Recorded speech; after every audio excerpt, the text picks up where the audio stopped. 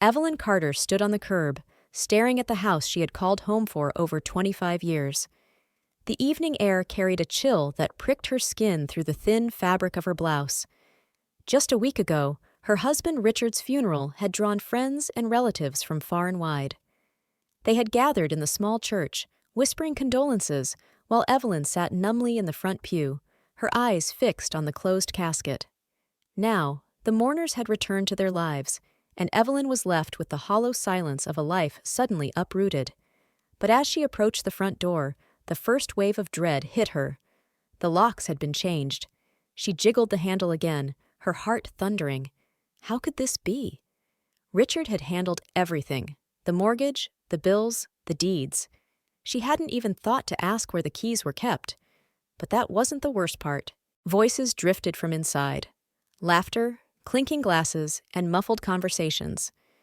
Evelyn pressed her ear against the door, confusion churning in her gut. Those voices were familiar. Richard's parents, Theodore and Celia Carter. She pressed her forehead against the wooden frame, struggling to make sense of it.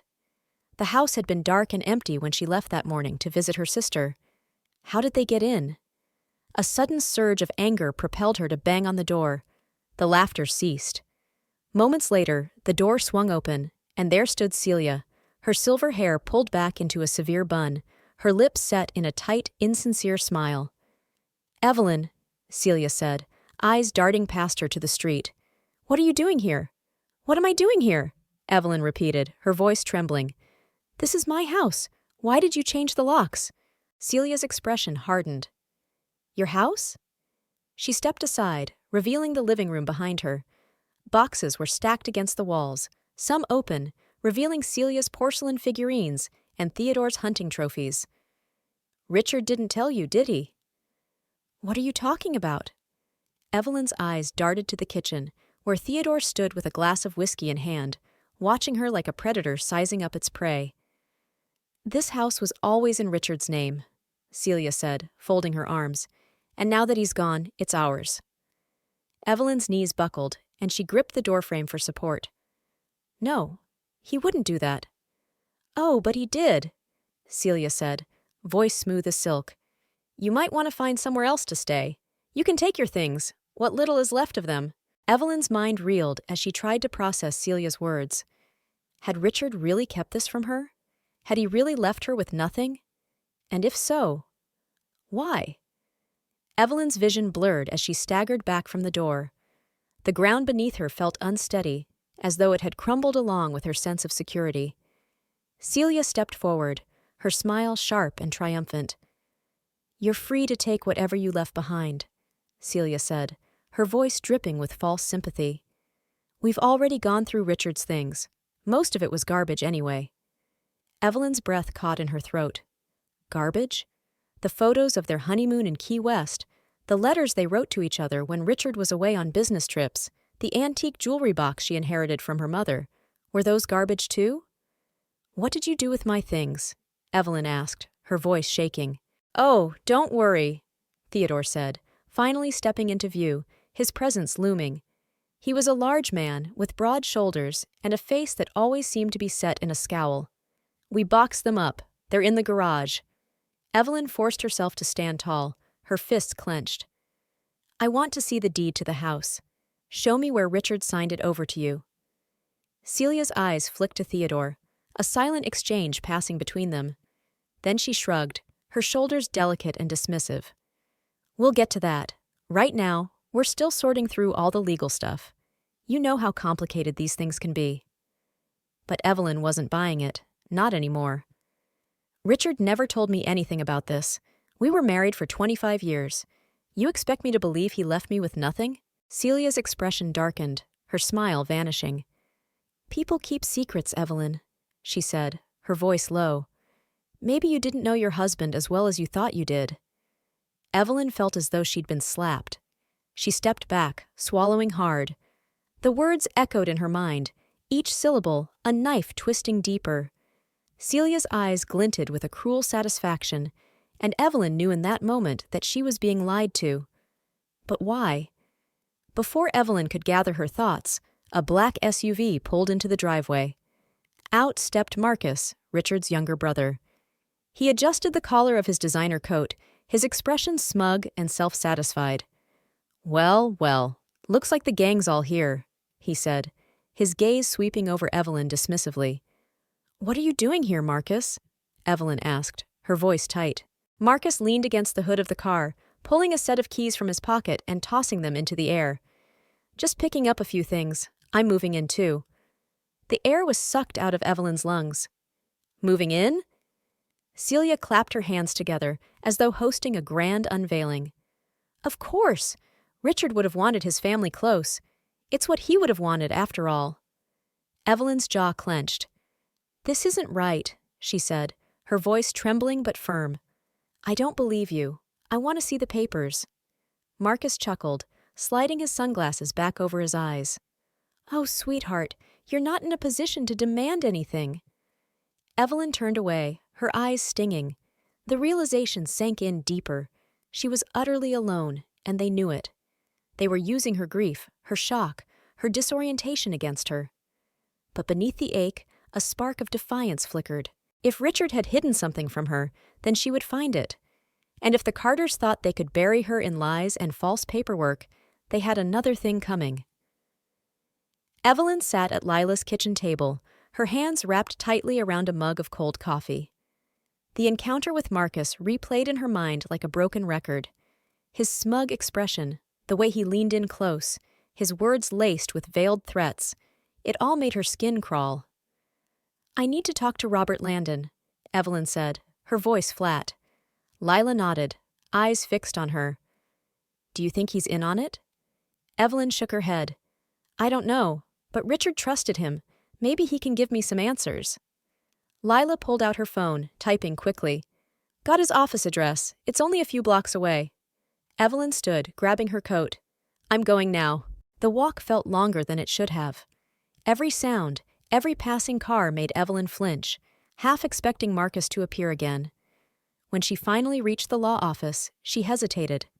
The building loomed above her, its glass doors reflecting her tired, hollow-eyed expression. Inside, Robert Landon's receptionist glanced up, her smile polite but distant. "Do you have an appointment?" "No, but it's urgent," Evelyn said, her voice strained. "I need to speak with Mr. Landon about my husband, Richard Carter." The receptionist's expression softened. "Oh, Mrs. Carter, I'm so sorry for your loss." Before Evelyn could respond, Robert stepped into the waiting area, his brow furrowed. "Evelyn, come in." Inside his office, Evelyn sat on the edge of the chair, her fingers twisting in her lap. Robert leaned forward, his eyes searching hers. "What's going on?" "They changed the locks," Evelyn said, her voice shaking. "Celia and Theodore. They said Richard left the house to them." Robert's eyes narrowed. "That doesn't make sense." "They said it was in Richard's name, that I have no right to it." Robert sat back, rubbing his jaw. "Richard never mentioned anything like that to me. In fact, he was planning to update his will." "Update it?" Evelyn's heart pounded. "Why?" Robert hesitated. "I can't say. But Evelyn, something wasn't right with Richard lately. He was nervous, paranoid even. He said he was being watched." Evelyn's stomach churned. "By who?" Robert shook his head. "I don't know. But whatever it was, he was afraid." Evelyn left Robert's office with her mind swirling. The crisp wind bit at her cheeks as she pulled her coat tighter, feeling more exposed than ever. Richard was paranoid? Watched? None of it made sense. If he had been afraid, why hadn't he told her? She reached Lila's apartment and found her friend waiting anxiously by the window. "Well?" Lila asked, practically leaping from the chair. Evelyn slumped onto the couch, pressing her palms to her forehead. Robert said Richard was planning to update his will, but he never did. "Update it?" Lila frowned. "Why would he do that?" Evelyn shook her head. "Robert wouldn't say, but he did mention something else. Richard was paranoid, said he was being watched." Lila's face fell. "Watched? By who?" "That's the thing," Evelyn said, her jaw tightening. "I don't know, and Robert doesn't either." Lila stood, pacing. "If he was afraid, maybe he left something behind, some kind of clue." Evelyn's eyes snapped up. But the Carters threw out all my things. Maybe not everything, Lila said, eyes sharp. What about his office? Did they clear that out too? Evelyn's heart thudded. Richard's home office. The place he spent hours in, locked away with his laptop and piles of paperwork. I need to get in there, she said, standing abruptly. But the locks. Evelyn's jaw set. Then I'll break in. That night, Evelyn and Lila parked a block away from the house, watching the lights inside flicker as Celia and Theodore moved about. The blinds were drawn, and the house loomed like a fortress. Evelyn's hands shook as she crept around to the side gate, which creaked as she pushed it open.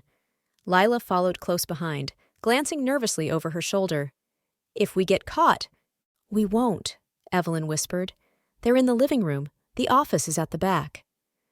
The window to Richard's office was slightly ajar. Evelyn pushed it up and slipped inside, landing in the darkness. The familiar scent of Richard's cologne hung in the air, and her heart twisted painfully. Lila followed, closing the window behind her. Evelyn flicked on her phone's flashlight, sweeping the beam over the room. The desk was still cluttered, papers, bills, receipts. But one drawer was slightly open, as if someone had rifled through it hastily. Evelyn knelt down, her hands trembling as she pulled it open. Inside, beneath a stack of old tax returns, was a small, leather-bound notebook. "What's that?" Lila whispered. Evelyn opened it, her breath catching. Inside were pages of Richard's handwriting, frantic, desperate. The first entry read, "They're watching me. I know they are. Marcus keeps asking about the will. Celia's been in my office when I'm not home. I can't trust them. I need to do something before it's too late." Evelyn's eyes blurred as she flipped through page after page of Richard's paranoid ramblings. Names, dates, cryptic notes, all leading to one final chilling entry. If something happens to me, it wasn't an accident. Evelyn's hands shook violently. Lila, what if Richard didn't just die? What if he was murdered? Evelyn sat on Lila's couch, the leather-bound notebook open on her lap. Lila paced the small living room, chewing her thumbnail, her eyes darting toward the window every few seconds. It's insane, Lila said, her voice tight. Richard thought his own brother was going to kill him? Evelyn flipped through the pages, each one more chilling than the last. Richard's handwriting grew sloppier, his words more desperate. Marcus keeps asking me about the life insurance. Why? What does he know? I can't trust him. Life insurance. Evelyn's eyes snapped up.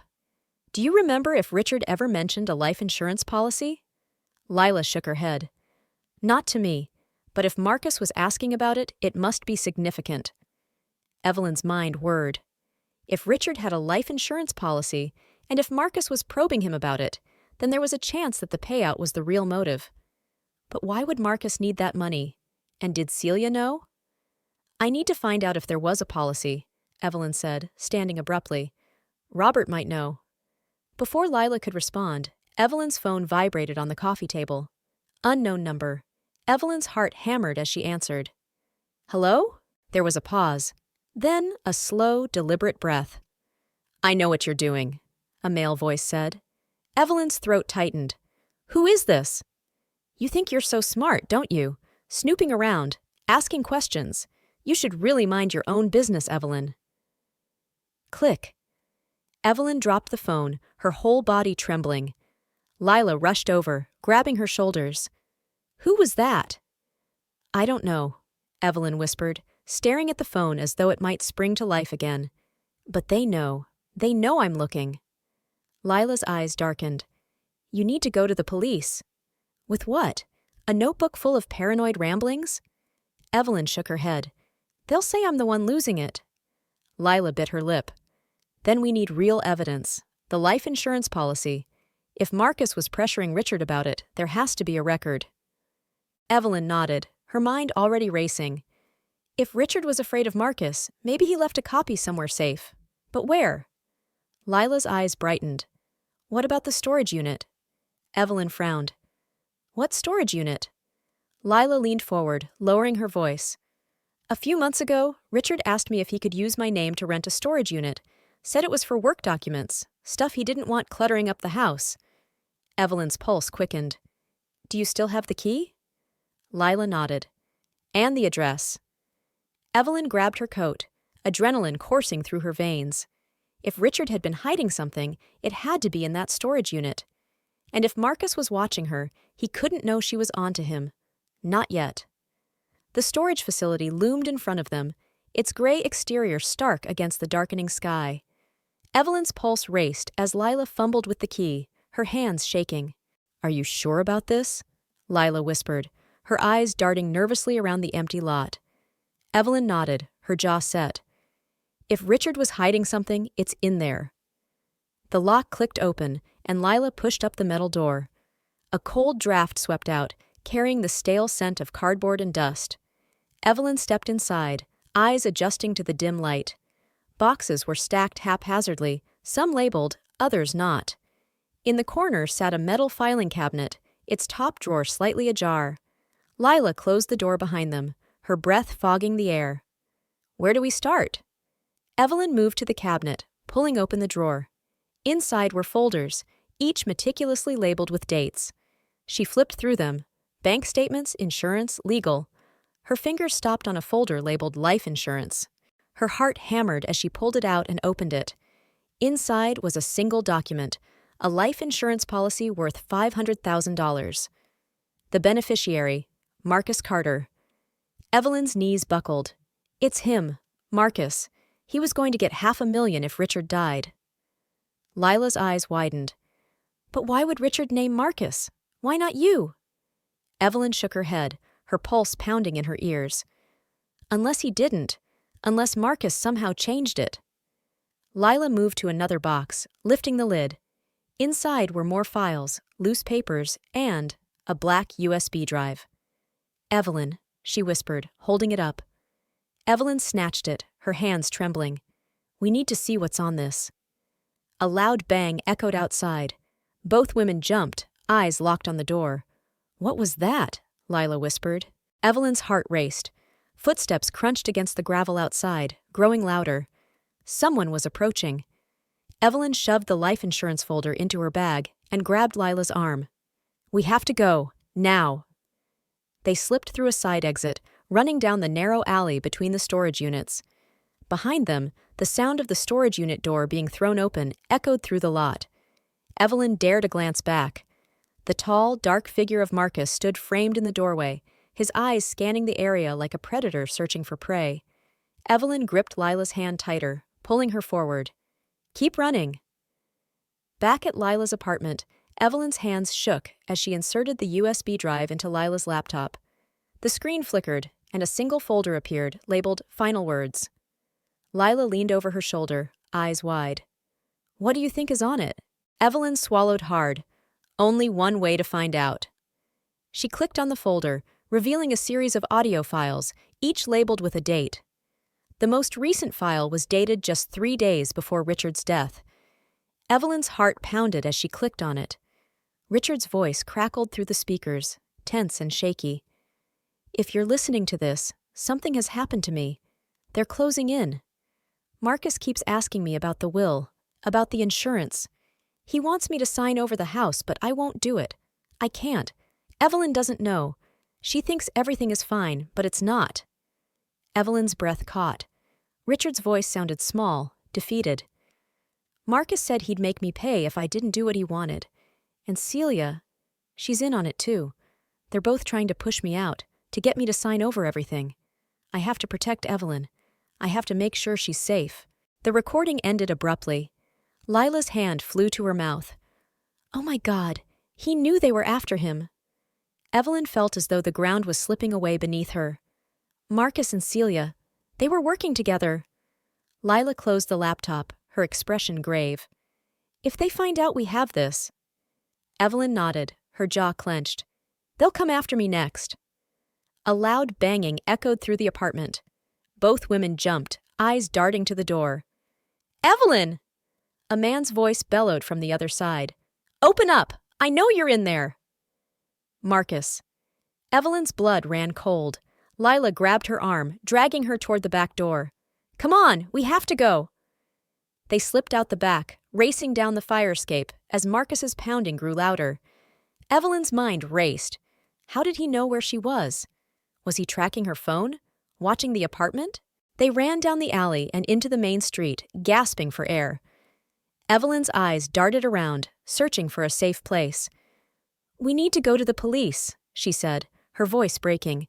"We have evidence now." Lila nodded, but her eyes were filled with fear. "Do you really think they'll believe us? Marcus is rich, connected. He'll find a way to make us look crazy." Evelyn's stomach churned. Lila was right. Marcus had already proven he was willing to intimidate, even threaten. And if Celia was involved too, then Evelyn was even more alone than she thought. But Richard's words echoed in her mind. "I have to protect Evelyn. I have to make sure she's safe." She wouldn't let him down. Not now. Evelyn and Lila huddled in the cramped motel room, the flickering fluorescent light casting ominous shadows. Evelyn's fingers trembled as she plugged the USB drive back into the laptop. "There were more files," she said, voice tight. "We only listened to one." Lila locked the door, drawing the curtain tight. "Are you sure this is safe? What if Marcus finds us?" Evelyn swallowed hard, glancing at her phone. The battery was nearly dead. She powered it off. "He's tracking me somehow. I can't risk it." She clicked on the next file, labeled Insurance Last Warning. Richard's voice echoed through the tinny speakers, lower this time, more exhausted. "Marcus came by again today. He said if I don't sign the insurance papers over to him, he'll make sure Evelyn regrets it. Celia won't look me in the eye anymore. I think she knows what Marcus is planning, but she won't stop him. God, what have I done?" Evelyn pressed her hand to her mouth, her eyes stinging with tears. Richard had known he was in danger. He'd tried to protect her, but he never told her. Lila's jaw clenched. "He threatened you. Marcus threatened you to get to Richard." Evelyn nodded, her heart pounding. But why? Why did Richard put Marcus on the insurance policy in the first place? Lila leaned forward, eyes dark. Maybe he didn't. Maybe Marcus forged it. Evelyn's mind raced. Richard's paranoia, his fear, it all made sense now. Marcus had been applying pressure, using Evelyn as leverage. But how far would he go? Before Evelyn could answer, the motel phone rang, shrill and loud. Both women jumped. Lila grabbed the receiver, her face pale. "Hello?" Silence. Then a soft, chilling chuckle. "You think you're safe, Evelyn? You're not." Lila's eyes widened. "Who is this?" The line went dead. Evelyn's blood ran cold. "Marcus! He knows we're here." Lila slammed the receiver down, her breaths coming fast. "We have to get out of here. Now!" Evelyn pulled the USB drive from the laptop, shoving it into her pocket. "We need to go to the police. This is enough. The insurance policy, the recordings, it's enough." Lila hesitated, eyes darting to the door. "And what if Marcus has already paid them off? He's got money, connections. What if they don't believe you?" Evelyn's chest tightened. Lila was right. They were running out of time, and Marcus was closing in. But there was one last recording on the drive. One labeled, "If I don't make it." Evelyn's breath caught. Richard left a final message. Lila's eyes locked onto hers. "Then we have to hear it. Before Marcus finds us." Evelyn and Lila crouched behind a dumpster, breaths coming in sharp gasps. Marcus's SUV idled in the motel lot, headlights slicing through the darkness. "We need to move," Evelyn whispered, eyes darting to the alley's exit. Lila nodded, clutching her arm. "Where?" "Robert," Evelyn said. "Richard trusted him." They slipped through the alley, staying close to the shadows. The sound of Marcus's boots hitting the pavement echoed, his curses growing louder. Evelyn gripped Lila's hand tighter, urging her to keep moving. At the street, Lila pulled out her phone, quickly hailing a ride. Moments later, they climbed into a beat-up sedan. Evelyn tossed her phone out the window, the screen shattering as it hit the ground. Lila handed her a spare. "If Marcus is tracking you, that should stop him." Evelyn nodded, but dread still gnawed at her. If Robert was their last hope, they had to reach him before Marcus did. When they arrived, Robert opened the door, eyes wide. "Evelyn, what happened?" Evelyn stepped inside, clutching the USB drive. "Richard left recordings. We have proof that Marcus is behind everything." Robert's gaze flicked to the street, jaw tense. Then you'd better come in, quickly. Robert paced his office, his face pale as the last recording played. Richard's desperate voice echoed through the room. If something happens to me, it wasn't an accident. Marcus did this. Celia helped. Robert sank into his chair, running a hand through his hair. I knew Marcus was dangerous, but this is worse than I thought. Evelyn leaned forward, her jaw clenched.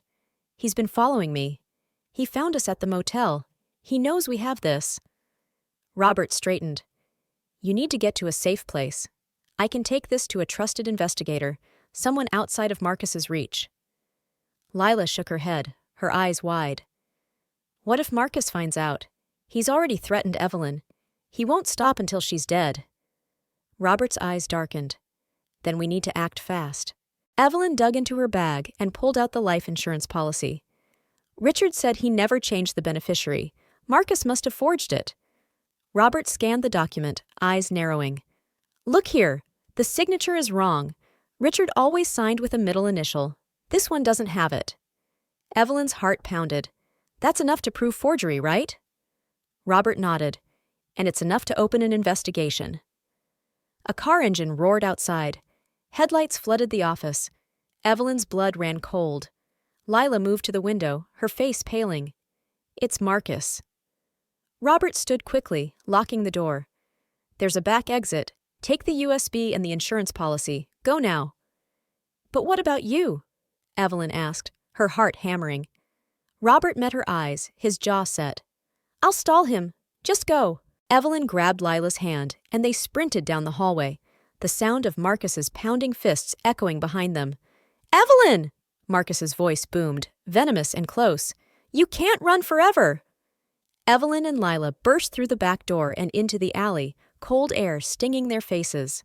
They ran blindly, feet pounding the pavement, the USB drive clutched tightly in Evelyn's fist. Lila gasped, eyes wild. Where do we go now? Evelyn swallowed, her mind racing. To the police! We have to risk it. It's our only chance. But as they rounded the corner, another car screeched to a stop in front of them. Celia stepped out, her face a mask of cold fury. You should have stayed quiet, Evelyn, Celia said, her eyes glinting in the dark. Evelyn stepped back, her blood running cold. Celia moved closer, her smile sharp and predatory. But now it's too late.